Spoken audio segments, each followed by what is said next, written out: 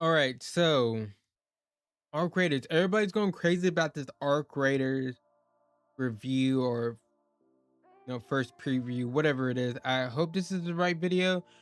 Hold on, I'm gonna go to their page real quick because I don't know if how old it is, but I've seen everybody just talking about it. They post so much. How many subscribers do they have? 19 million, and they only get 10,000 views.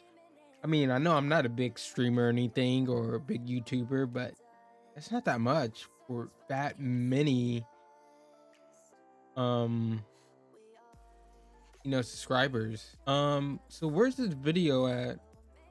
Somebody wants to link me the video everybody's talking about. I don't want to look at the wrong one. All right, we're just gonna go this one. All right. Arc Raiders is blistering. Yeah, I think this is the one. 591 likes, 15,000. That's not a good ratio, everybody. That is a terrible ratio. Aggressively archetypical, the extractionist extraction shooter that ever extracted. It's one of the least surprising games I've ever played, holding so much in common with its inspirations they're almost comically indistinguishable.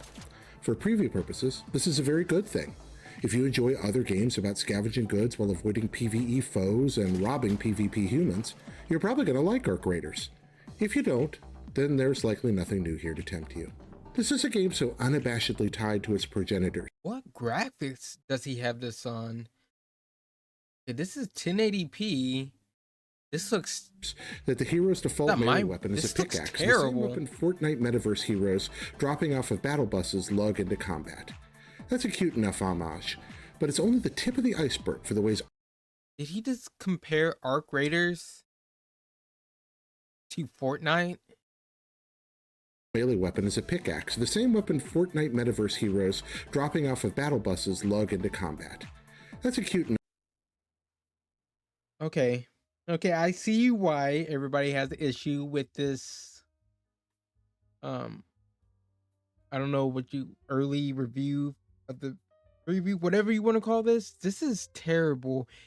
Okay, first of all, he said if you like extraction like if you like these type of games, you're gonna most likely like this one. That is not true. Okay. All right. Marathon. He's a good example of that. You know, a lot of people like Tarkov, Hunt Showdown, Delta Force. They didn't really like Marathon. Okay. A lot of people didn't like Marathon, but they loved this game. So that's not true. You need to I feel like I can do a little bit better review explaining stuff, but it's only the beginning of the video. Okay.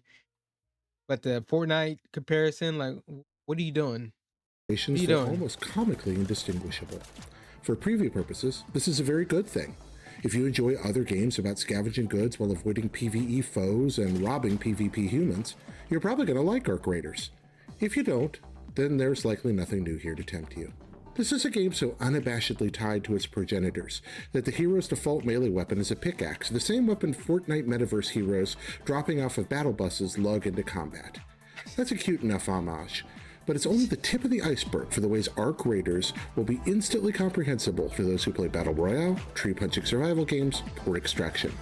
There's very little that feels truly original, but the components bolted together from other successful live service games click predictably and produce a satisfying result. Arc Raiders hands-on preview. The goal each round is simple. Go to the surface and then get back underground alive with better loot than you started with. Two forces stand in the way of that goal.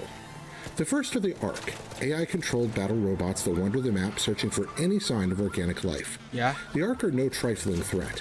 Even the smallest bots can prove surprisingly dangerous, especially in groups. The little spider-like scurriers are downright upsetting for an arachnophobe like me, and the large... What are you talking? If you're scared of that, look, I'm going to admit this, chat. All right, I'm going to admit this. I'm terrified of spiders. I got a lot better, but I used to be very arachnophobic, like very, like even pictures. But I don't I don't see this and like, oh my god, what? Like, what is this? Like, what do you? They're robots. They're clearly robots. They're they don't look anything like spider. I mean, yeah, they got legs. Like, wow, but I don't know. Like, I'm not looking at this and like, my gosh, they need a phobic mode or whatever it's called. Like, I know they're robots. They're clearly fucking robots. Large crawlers do not mess around. Like, Ark will what are wander you the map talking? listening for the sounds of search or battle and swarm any humans they find. You're scared of that, man. I don't Especially know. dangerous in numbers, and there are plenty of subtle little traps set where clusters of different Ark with complementary abilities are placed near one another, sometimes hidden in indoor areas where one can literally trip into them. I met my fate Like, why did they get people? Why did? Is he playing this game? Is he? Why is he running backwards? He sometimes knows. hidden He knows this bot, you know, has a flamethrower on it, and he's getting shot over here. How do you not know this? Why are you running backwards? Run, run, man! Just run. What are you doing? Run. That's all you gotta do. Like, what is this gameplay? in indoor areas where one It's can terrible. literally You're trip. playing terrible. I met my fate more than once when I got overconfident around Ark. One crawling monstrosity That's being overconfident. Like, you're like 10 steps from outside. That's you being overconfident. Oh, my come fate more on, than man. once when I got overconfident around Ark. One crawling monstrosity literally spun into the air with its legs like some kind of cyclops spider helicopter. Take down an Ark though, and the rewards could be worth your trouble. They generally contain ammo and weapon components. The second and more deadly threat are your fellow raiders. If you choose to play Ark Raiders, you best enjoy watching your back, because to quote Casablanca, This place is full of vultures everywhere. it's often more efficient to fall upon a fully loaded player who isn't paying attention than to risk a half hour of bracing open doors in a nearby warehouse, or to lurk near an extraction point and cut somebody down when they're about to escape. Of course, every other raider is likely looking to do the same to you. Combat is competent enough to be satisfying. Your third-person avatar moves and controls like most other third-person avatars in modern shooters, with no real irregularities or surprises in the controls. Bullets mostly go where you want them to, depending on the capabilities of your chosen weapon, and melee attack power is substantial. Firearms feel right, SMGs are springy and difficult to control, assault rifles steady and heavy, sniper rifles punch like artillery. Playing in teams of 3 adds a bit of depth to the battle as Sniper rifles punch like artillery. Uh, did he write this? Did he write this himself? Like, I am like, okay, whatever. Playing in teams of 3 adds a bit of depth to the battle as you and your companions can search and cover for each other much more systematically than is possible with a single raider. Firefights between teams develop a sense of strategy, as coordinating squads deploy flanking tactics and ambushes against groups of foes. Whether calling out directions, overhearing sounds, or covering all windows in a room, your 3-person squad will find plenty of tension waiting in most buildings. How do you not see him? Bro, right there. How do you not see him? And this is your team. Is your teammate down? Hold on. Overhearing sounds or covering all windows in a room, your 3-person squad will find plenty of tension waiting in most buildings. No, they just look at him. Cleverly designed You're looking straight at him. No, you're both overhearing up. sounds or covering all windows you in a must have- room, your 3-person squad will find plenty of tension waiting in most buildings.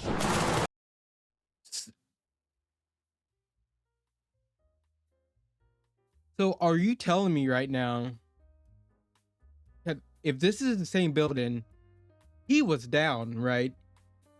So the teammate must have picked him up. And that guy had to be in there that whole time. So he was just waiting for y'all. Or he just came up the zip line right here. But you don't make no moves at all. Squad will find plenty of tension waiting. Look, in you see him right there. What are you doing? He stands still. I'm done. Cleverly designed maps draw the Fucking done, characters in. bro. The most lucrative resource hubs are clearly marked, and players flock to the richest areas looking for food, or hover between the treasures and the extraction areas, waiting to dispossess the luckiest foragers of their well-won games. The environments are passable with the usual collection of rusty warehouses, abandoned apartment buildings, and overgrown vacant lots you'll find in a lot of post-apocalyptic shooters. Everything is serviceable, but it all kind of feels like they gave Fortnite a coat of DayZ grime and moved on. It's a boring enough world that certainly took me out of Does this guy play games? Chat, does this guy... I can't even talk. Does this guy play game? He just okay, first it was the pickaxe. I could excuse that a little bit. Like, okay, he's just saying that because it's a pickaxe and Fortnite has a pickaxe, whatever. But now he's making another comparison and Fortnite again. What is he? The gameplay? gave Fortnite a coat of DayZ grime and moved on. Yeah, yeah. He just saying it. They gave it a DayZ coat of paint and grind and stuff, but it's Fortnite's gameplay. It's a boring enough world that certainly took me out of any chance of getting into the lore, but I don't really think lore is the big draw here anyway. Arc Raiders is meatloaf without much plate presentation, but the meatloaf is tasty, if a little cold.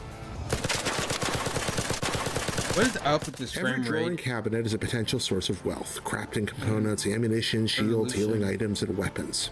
Ammunition is properly segmented enough to keep you hungry as you scavenge and construct guns.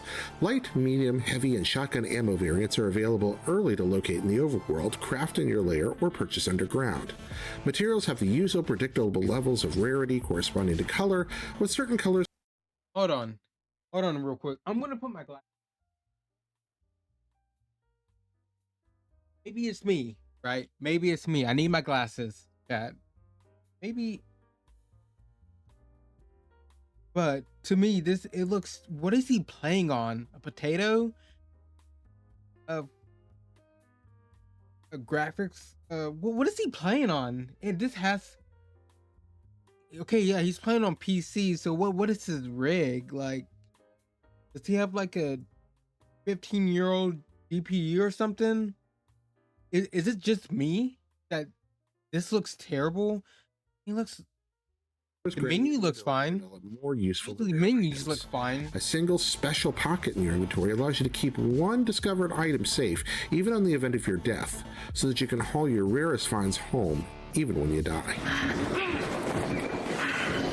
Some containers take time to open and generate quite a bit of noise when manipulated, which is a delightful tension-raising mechanic that I really appreciated.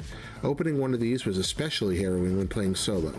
You can really feel the vulnerability with your camera locked forward, not knowing what passing robot or player might discover you as you make an ugly racket jimmying a door. You spend your time between rounds underground, where you convert your ill-gotten gains to an ever-escalating series of crafting tables, allowing for the creation of ever more elaborate gear. You can also choose to straight liquidate materials and finds for cash, and purchase fully crafted items at in-game stores. There's also some part of crafting that involves a live rooster. I never figured that part out. As you explore the world above, you gain experience, which opens up across a series of skill trees. Oh shit! As you explore Is that Asmongold? Why he's trying to cosplay a fucking Asmongold in the game. God damn. Can't be doing my boy like that. the world above, you gain experience, which opens up across a series of skill trees. Selecting various branches can help you optimize your avatar to your playstyle, increasing combat ability, mobility, or stealth. The different abilities are clearly labeled, and most are useful enough that every step feels like real progress. Character design with default options is pretty rough, but a number of better textures and outfits open up when you apply premium currency.